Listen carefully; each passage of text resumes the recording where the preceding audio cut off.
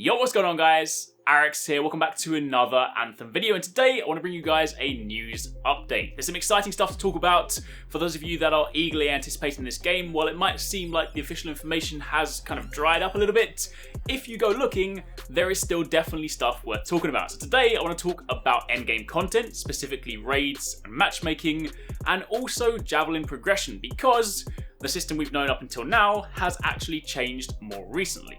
So, with that being said, let's dive in and talk about everything you need to know.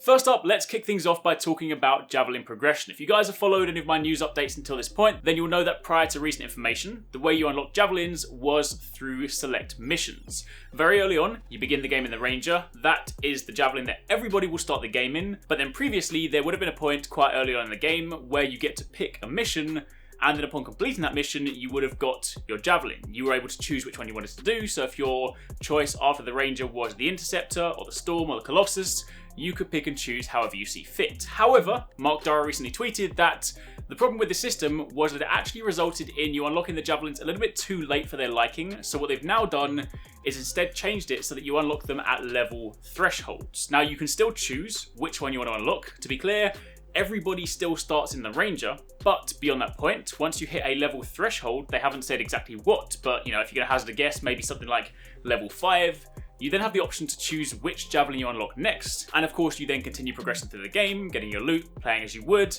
and when you reach the next threshold, you unlock your next Javelin. So it might be something simple like level 5, 10, 15, maybe it's something even sooner, maybe like level 3, 6, and 9, who knows? But the point is, Javelin Progression has now switched from a predetermined quest link to a level threshold. They have said they haven't removed any quests, so it might well be that you still encounter those quests, but they're not necessarily the way in which you unlock the Javelin.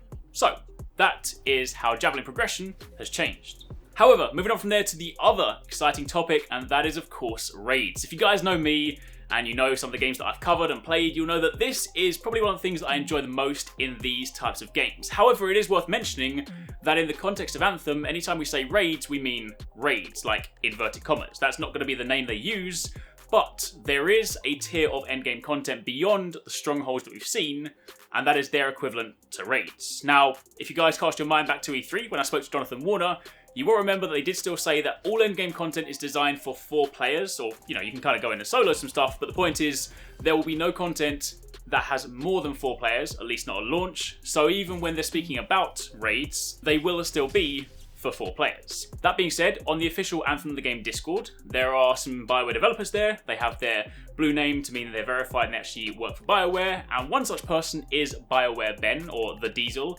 and he is actually one of the people working on and in charge of working on endgame content. He handles Strongholds, and he also handles Anthem's equivalent of raids. Now, to be fair, he can't say a great deal now. He did say at some point that there is a lot of stuff on the no talkie list, but what he did say was some clarification, because of course this did come up in conversation. First and foremost, Strongholds are Anthem's equivalent to dungeons, meanwhile raids are something else entirely. He wanted to kind of clarify this because there has been some confusion. There have been some articles on, you know, games journalist websites where they've actually listed Strongholds as raids.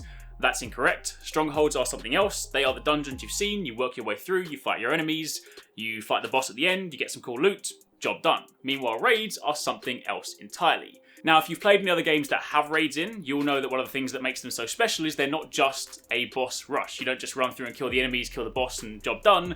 There's invariably some other kind of mechanic that'll make you think in a slightly more logical manner. And he did confirm that yes, the quote-unquote raids in Anthem will have some kind of mechanics that you'll need to solve, which is really cool because, again, that is something that makes it a lot more enjoyable. You know, when you dive into an activity and you just know you can just go and win by shooting something, that's cool. You know, you feel powerful. But there does come a time where it's nice having that sort of mystery. You go in and sometimes you don't know what you need to do. If you die and you wipe, you don't know why.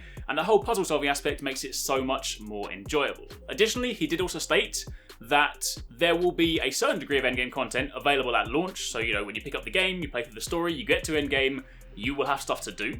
However, he did say there will also be additional endgame content being introduced post-launch as they continue to evolve the endgame experience as a live service. So this is a game that is, of course, much like you would expect from games like this, Destiny, Division, things like that, it is not a game that just finishes when you get to the end. They are games that continue to exist, they are games that evolve over their life cycle, and Anthem will be no different. So there will also be more endgame stuff that we won't experience straight away at launch. And one of the really exciting things is they've also mentioned that their equivalent of raids will have matchmaking. Now, to be fair, if you've ever played an encounter like this, matchmaking in something like a raid can be a blessing and it can also be a curse, because if you have an activity that requires a great degree of communication and you go in matchmaking and you have no guarantee that somebody has a mic or is willing to talk, it can make things a lot more difficult. But I am a strong believer that you should give people the option. You know, I've played plenty of MMOs in my past. I've played MMOs where you have to pre-make a team to go into raids. I've played them where they have matchmaking.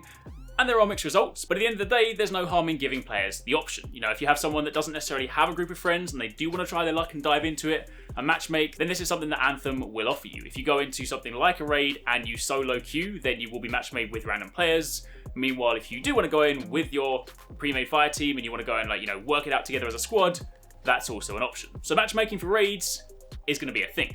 Now, aside from that, there's also been a few small tidbits here and there, and for those parts, I'll probably wrap them up in a future video. But a couple of things worth mentioning for those of you guys that are playing on PC. They have confirmed there will, of course, be controller support on PC, and they've also confirmed there will be ultra-wide support too. So for those of you guys that play on ultra-wide, want to get that full immersive experience, that'll be available for you. But for the time being, that's pretty much it. Just a quick news roundup. Main things to talk about are, of course, the changes to Javelin Progression, and the fact that raids will be a thing, and there'll be matchmaking. So, hopefully you guys enjoyed the video. If you did, then a like would be super appreciated. Comment down below, let me know your thoughts, let me know if there's anything else particular you guys would like to know more about, and of course keep it locked for much more Anthem content. Thanks very much for watching, guys. I hope you enjoyed the video. If you want to check out some more awesome stuff from us here at Arekkz Gaming, then you should definitely try to catch TwoSixNine and Paradise Central streaming 6 days a week. You can find a link to the multi-stream in the description box down below. They play a wide range of games, and what's more, we also have the Endgame store. By watching their streams, you earn currency, and you can redeem that currency on the Endgame store for really cool prizes. Those can range from things like games, comics, and figures, all the way up to controllers, capture cards, and even consoles. So definitely drop by and become part of the community. Of course, if you enjoyed this video, then make sure you're subscribed and be sure to click on that little bell icon to turn on notifications so you don't miss our next upload. You can watch more videos by clicking on the options here, but once again, thanks very much for watching, take it easy, catch you next time, peace out.